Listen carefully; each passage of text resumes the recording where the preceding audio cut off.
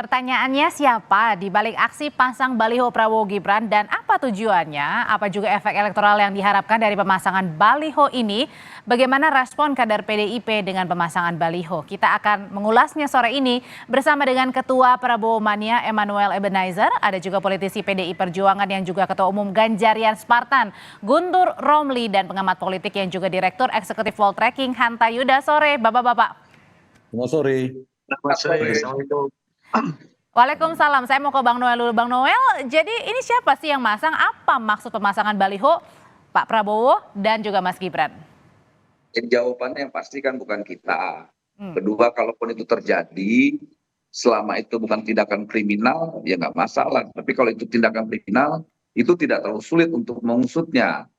Karena jangan-jangan ada relawannya Pak Prabowo atau relawannya Mas Gibran yang menginginkan 2024 nanti calonnya misalnya Pak Prabowo, Pak Presnya Mas Gibran. Itu kan sah-sah saja. Namanya keinginan publik atau keinginan relawan. Tapi yang problemnya adalah siapa yang memasang. Soal siapa yang memasang itu sampai sekarang tidak terjawab. Siapa yang masangnya yang jelas, ya kita Prabowo Mania tidak mungkin memasang itu. Karena kita taat terhadap perintah Pak Prabowo. Jangan relawan, jangan ikut-ikutan persoalan wapres-wapresan. Kedua, kita juga ikut perintah Pak Jokowi. Sudah nanti jangan ikut cawe-cawe atau hiruk-pikuk.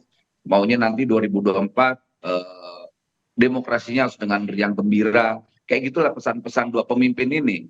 Pemimpin yang hari ini memimpin Pak Presiden Jokowi, kedua Pak Prabowo yang hari ini kita dukung sebagai calon presiden.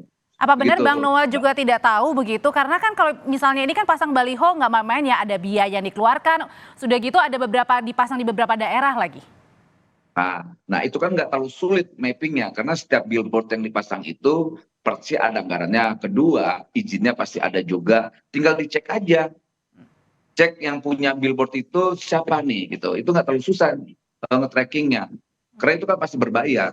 Yang jelas kalau saya yang masang itu nggak mungkin. Gitu loh. Oke. Itu yang pasti Mbak. Oke, saya kalau gitu mau nanya ke Mas Guntur deh. Mas Guntur, kalau yang dilihat ini kan bukan pemasangan pertama kali nih ya, sudah beberapa kali di beberapa tempat. Apa sih yang ingin dicari begitu dari pemasangan baliho Pak Prabowo dan juga Mas Gibran? Ya, ada dua hal yang ingin saya sampaikan. Pertama adalah yang memasang baliho itu pastilah dari tim atau kelompok atau pendukungnya Pak Prabowo, bukan dari Mas Gibran. Karena Mas Gibran sudah menegaskan bahwa pemasangan fotonya yang waktu itu di NTT itu dicatut tanpa izin dari beliau. Jadi tidak mungkin dari pihak Mas Gibran atau dari relawan Mas Gibran. Itu pastilah dari pendukung atau dari timnya Pak Prabowo. Kalau kita lihat misalnya pemasangan foto Pak Prabowo dengan Pak Jokowi yang ada di Jakarta, pengalaman saya lihat itu, yang di daerah Mampang itu sebelumnya itu adalah foto dari caleg Gerindra, kemudian diganti dengan fotonya Pak Jokowi dengan Pak Prabowo. Itu yang pertama. Kemudian yang kedua, pemasangan dan pencatutan nama Mas Gibran yang sampai sekarang itu adalah kader PDI Perjuangan merupakan sikap dari kepanikan dari pihak Pak Prabowo terkait dengan reboundnya Ganjar Pranowo dalam beberapa survei terakhir ini. Nah, karena panik kemudian berusaha untuk menggunakan mencatut identitas Pak Jokowi, baik fotonya Pak Jokowi dan juga sekarang fotonya Mas Gibran. Padahal itu tidak ada izin dari Mas Gibran sendiri. Jadi ini merupakan bentuk dari kepanikan sendiri. Dan saya kira masyarakat itu sudah jenuh atau ya mohon maaf, ya muak lah dengan pemanfaatan Pak Prabowo terhadap identitas Pak Jokowi dan Mas Gibran, dan masyarakat sudah paham Pak Jokowi itu PDIP, Mas Ganjar itu PDIP, Mas Gibran itu PDIP juga. Jadi janganlah mencatut, janganlah memakai simbol-simbol kader partai lain untuk dimanfaatkan kepentingan partai yang berbeda. Demikian. Oke, kalau gitu sekarang saya tanyakan ke Bang Noel. Bang Noel, betul ada keresahan, ada kepanikan dari teman-teman Gerindra dan juga pendukung dari Pak Prabowo sendiri, begitu makanya ada terpasang baliho di beberapa tempat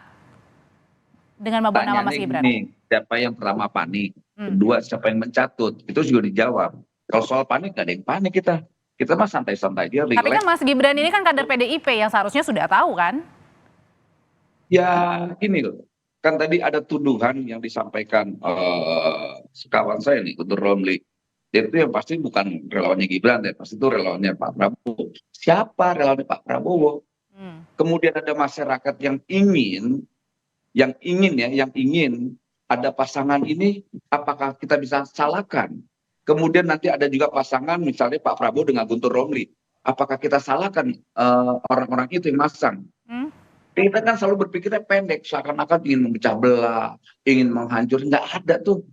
Maksudnya jangan terlalu berpikir jauh ke sana. Jangan juga kita membatasi keinginan-keinginan publik, gitu loh. Biarin aja loh, ini kontestasi demokrasi. Toh tidak ada yang dibajak, tidak ada yang dicatut. Kalau seandainya itu merasa dicatut, Oke. namanya ya dilaporkan saja. Hmm. Kalau ada keberatan, laporin. Kita bisa cari, kita bisa investigasi siapa, maksud dan tujuannya apa. Kan nggak susah. Gitu. Jadi maksud saya tuduhan-tuduhan yang sifatnya tidak Oke. mendasar itu ya janganlah. Jujur sekali lagi, relawan Pak Prabowo itu sangat taat sekali ya terhadap perintah dan instruksi yang Termasuk disampaikan bukan Pak dengan Prabowo pemasangan baliho sekali. ini ya? Kenapa? Iya, termasuk dengan pemasangan baliho ini tidak Ya, gitu ya? kita nggak Tidak. percaya lah itu. Kami tidak. Gimana, Mas Itu gini, Guntur? relawan Pak Prabowo tidak mungkin Nggak melakukan hal percaya itu. saya. Kedua, saya yakin sekali itu dilakukan dengan motif, ada dua motif. Pertama itu karena ada publik yang senang dengan pasangan itu, atau memang ada sengaja ini ingin yang tadi disampaikan kader PDIP senior saya tadi yang tadi Bang apa yang dari NTT itu yang ingin memecah belah atau coba ingin seakan-akan Pak Prabowo itu ingin mencatut persis yang di diksi yang disampaikan Guntur Romli tadi ingin mencatut enggak Oke. Pak Prabowo enggak tipikal seperti Karena itu. saya lihat memang di Gerindra itu kekurangan kader sepertinya. Hmm. Kenapa harus mencatut kader PDI Perjuangan? Kenapa misalnya Prabowo bukan dengan Noel, Prabowo dengan Fadlizon misalnya, itu kan sama-sama kader Gerindra. Kenapa harus mencatut kader-kader partai yang lain? Pak Jokowi Nah, sudah makanya jelas gini, dalam pertanyaan gini, instruksi pertanyaan internal siapa yang beliau mencatut adalah dong? kader Enggak, dari PDI pertanyaannya siapa yang Perjuangan. mencatut itu harus dijawab dulu. Siapa yang mencatut? Mas Gibran udah bilang kalau pemakaian Ya, kalau fotonya gitu itu kalau tanpa Mas Gibran sudah izin. bilang, Gitu. tanya lagi Mas Gibran dong. Mas Gibran Baik. keberatan, laporin dong. Enggak Oke. lah, nggak semuanya dilaporin. Itu jebakan Batman juga. kalau Tahan kita dulu izin. Bapak-bapak, kalau gitu saya yang tanpa izin itu bentuk kriminal. Oke, saya di tengah, kalau gitu kita akan tanyakan kepada Mas Hanta deh yang di tengah-tengah ya. Mas Hanta, ini sebenarnya tujuannya apa sih dengan pemasangan baliho di beberapa tempat membawa nama Mas Gibran juga yang sebenarnya sudah tahu ini adalah kader PDIP. Siapa yang paling Ya. diuntungkan? Kalau bicara tujuan yang paling diuntungkan satu begini, tadinya isu tentang berpasangannya Pak Prabowo dan Mas Gibran ini kan di tataran elit. Nah, sekarang agak bergeser ingin ke publik. Satu, ini efeknya menurut saya akan memberikan persepsi potensi duet ini semakin membesar. Itu yang dicari tujuannya kan tanyaan tadi. Oke. Yang kedua adalah ini juga ingin mengkonfirmasi bahwa dukungan Pak Jokowi kepada Pak Prabowo itu valid. Tujuannya itu semakin menguatlah dukungan itu. Yang ketiga, saya kira ini dalam rangka untuk mencari perhatian publik dan sekaligus semacam testing the water ya, mengukur tingkat akseptabilitas bagaimana respon publik dan seterusnya. Meskipun belum pasti ya, meskipun ada peluang, katakanlah Mahkamah Konstitusi memenangkan gugatan tentang persyaratan batas usia. Nah, itu bisa. Tapi kan belum otomatis Mas Gibran akan maju. Pasti dikalkulasi juga kalaupun ada potensinya, kemungkinan menangnya dan seterusnya. Jadi saya kira dua itu ya. Sekarang ada pergeseran yang tadinya lebih ke elit, sekarang bergeser ke publik tentang bergabungnya ini. Nah, yang kedua saya ingin menjawab pertanyaan mana yang lebih diuntungkan. Ya. Pertanyaannya begini, mengapa Gibran, sestrategis apa sih Gibran? Ya pertama menurut saya karena Mas Gibran ini merepresentasikan paling kuat figur Pak Jokowi. Selain kita punya catatan, misalnya Mas Gibran ada wali kota Solo, tempat di mana Pak Jokowi pertama berkarir sebelum menjadi gubernur DKI kemudian jadi presiden Republik Indonesia. Yang kedua, basis beliau cukup kuat di Jawa Tengah bersama Mas Ganjar, kalau tujuan ingin memecah kekuatan Mas Ganjar, misalnya dari si Pak Prabowo. Kemudian yang selanjutnya dia merepresentasikan anak muda, basis milenial juga ada dari Gibran yang menariknya. Nah, cuma begini, menurut saya bukan sekedar Mas Gibrannya, yang menarik adalah ini soal berebut efek Jokowi. Jokowi effect ini yang menarik. Jadi artinya masih mau terus menarik lingkaran Pak Jokowi untuk tetap bersama Pak Prabowo ya? Iya, iya. Mengapa Pak Jokowi dianggap penting dalam kontestasi elektoral? Satu, karena approval rating, tingkat kepuasan Pak Jokowi kan tinggi. Kalau misalnya di bawah 60% mungkin tidak seperti ini, karena magnetnya cukup kuat. Kisarannya di atas 75%, ada yang 80% beberapa lembaga survei. Itu membuat seksi dan strategis. Yang kedua, kita tahu Pak Jokowi juga punya mesin politik yang strategis ya, non partai dari beberapa jaringan relawan, termasuk Mas Noel dan sebagainya ya. Ada yang ke Pak Prabowo, ada ke Mas Ganjar, dan seterusnya. Ini juga strategis dari sisi Pak Jokowi. Dan yang jangan lupa yang ketiga adalah Pak Jokowi seorang presiden, panglima tertinggi yang mengendalikan fitur-fitur kekuasaan di saat Pilpres berlangsung 14 Februari mendatang. Artinya Pak Jokowi punya pengaruh kekuasaan secara langsung maupun tidak langsung. Oleh karena itulah Pak Jokowi menjadi penting bagi semua siapapun berkontestasi. Apakah kubu Pak Prabowo, kubu Mas Ganjar, apalagi satu partai, Pak Prabowo dianggap dan persepsi cukup dekat sama-sama di kabinet.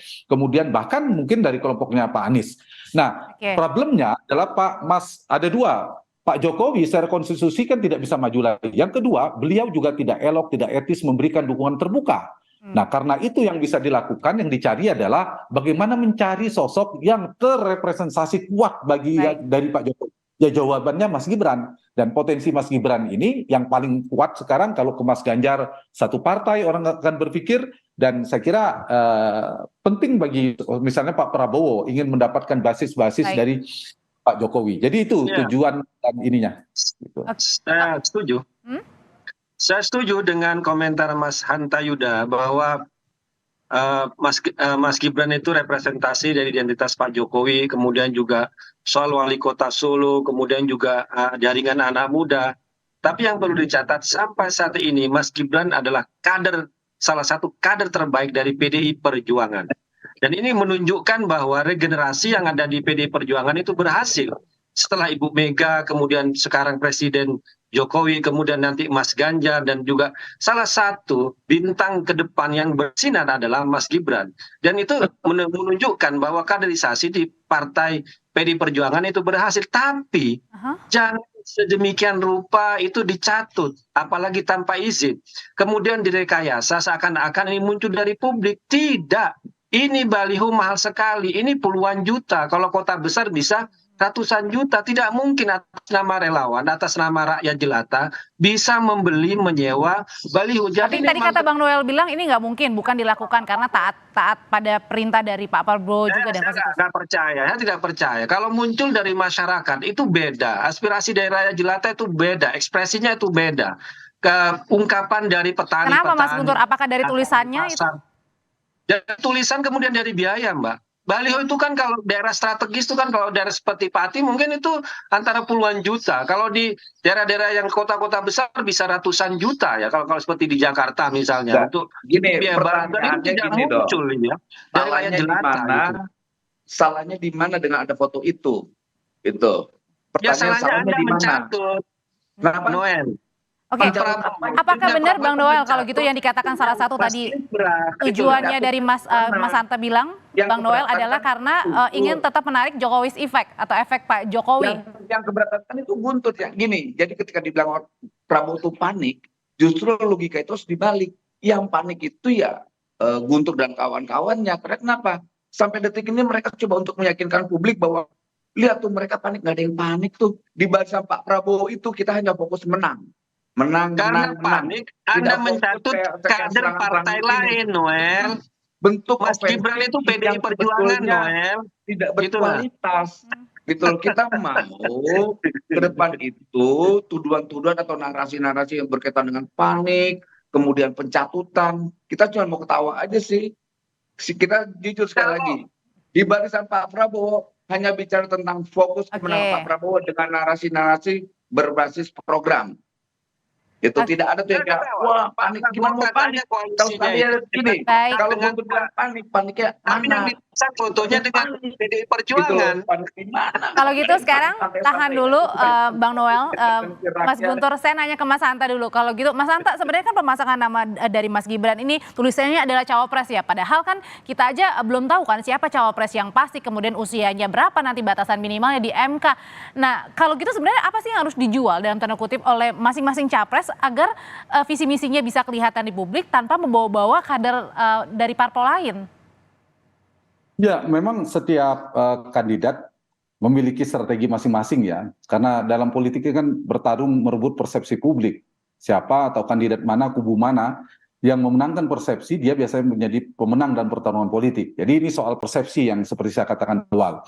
Nah, memang kalau demokrasi kita maju, ingin maju, saya setuju yang dipertarungkan adalah soal gagasan, visi misi, rekam jejak, dan seterusnya. Itu ada, tapi realitasnya juga diperlukan strategi lain ya, mengambil segmentasi yang saya katakan tadi. Misalnya ini, yang mengkonfirmasi kurang puas atau tidak puas dengan kinerja Pak Jokowi itu cenderung memilih yang berdiameter jaraknya, yang mengusung perubahan, katakan Mas Anies. Lebih banyak ke Mas Anies itu berdasarkan data survei. Nah, sementara yang mengapresiasi kinerja Pak Jokowi yang cukup tinggi tadi terbelah, ada ke Pak Prabowo, juga ada ke Mas Ganjar. Nah, disinilah di dua kubu ini, dua kutub atau dua poros koalisi ini berebut dalam sisi basis yang Pak Jokowi tadi, meskipun tidak otomatis ya, ada pemilih otonom yang sudah punya pilihan ke Pak Prabowo kah, ke Pak Ganjar kah, tapi ada memang yang sangat ngikut Pak Jokowi. Nah, yang ini yang saya kira memberikan dampak ya soal itu. Dan kedua, dari sisi figur cawapres dengan Anies sudah mengumumkan bersama Pak Muhaimin, ini kan membuat strategi saling intip, semakin mempercepat untuk mencari wakil baik Pak Prabowo, Pak Ganjar menurut saya. Pak Ganjar mungkin nanti tanya ke Mas Guntur, menguat, belakangan ada Ridwan Kamil, sebelumnya ada Sandiaga Uno. Kalau tidak ada sesuatu yang berubah drastis di antara dua nama itu menguat.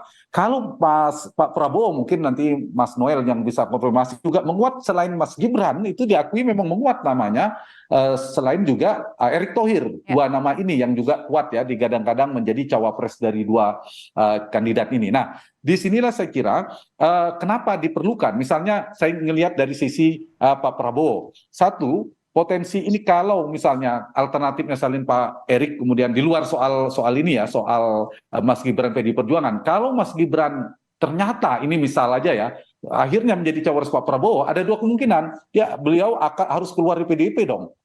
Itu potensinya. Atau jangan-jangan nggak keluar dari PDIP, ada bersatu Prabowo dengan Gibran, tapi kecil kemungkinan ya, saya kira Mas Guntur pasti nggak mungkin mengatakan ujungnya merealisasikan Prabowo dan Gibran mewakili PDIP karena menganggap satu sisi Anies sangat kuat, elektabilitasnya sangat kuat, sehingga kedua poros koalisi ini terpaksa harus bersatu. Prabowo dan PDIP dan Gerindra karena berhadapan dengan Anies, atau sebaliknya mereka memang akan tarung dari dua kubu ini. Jadi poin saya satu, memang satu itu mencari cawapres yang kuat ya, yang kompatibel, yang memiliki daya dongkrak, yang bisa mendukung capres. Yang kedua, kalau misalnya Gibran diambil, ini bisa memperkuat basis di Jawa Tengah ya, yang misalnya kita bayangkan begini. Pak Ganjar mengambil Ridwan Kamil di Jawa Barat, dan kita tahu itu Jawa Barat kan basis Pak Prabowo. Nah, misalnya itu disilang, Jawa Tengah mau dipecah juga, mengambil basis di Jawa Tengah.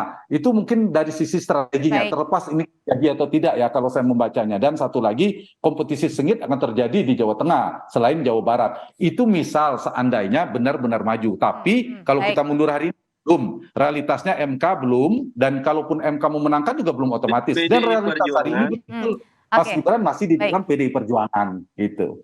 Ya, Mas Guntur silakan singkat. PDI Perjuangan tetap solid dalam pencapresan Mas Ganjar. Itu dibuktikan dengan apel siaga 33.000 kader PDI Perjuangan di Jawa Tengah yang dipimpin oleh Mbak Puan dan juga dihadiri oleh Mas Gibran. Dan Mas Gibran juga solid mendukung pencapresan Mas Ganjar. Jadi tidak ada kemungkinan kalau ada semacam evaluasi terhadap pencapresan Mas Ganjar atau pemilihan terhadap Mas Gibran. Jadi tetap solid. Jadi pencatutan untuk Mas Gibran itu bagian dari kepanikan kubunya Pak Prabowo. Kalau gitu sekarang saya beri kesempatan dengan koalisinya ya, pilihlah dari orang Golkar, pilihlah dari orang PAN, dari koalisi maksudnya kader sendiri. Baik, Bang Noel singkat. Dari koalisi itu kalau misalnya mau promosi, Bang. Ada Erick Thohir ya, Mas Guntur ya. Fokus menang lah ya, kita tidak ngurusin persoalan pernyataan-pernyataan yang dilontarkan Guntur soal catut, panik. Orang kita sedang kerja di bawah, makanya kalau kita mau bilang panik, yang panik itu ya Guntur dan kawan-kawannya lah. Karena sudah tidak percaya diri. Sampai sekarang harus Baik. menyerang ofensif. Jadi yang jelas kita fokus menang 2024 Prabowo Presiden. Baik.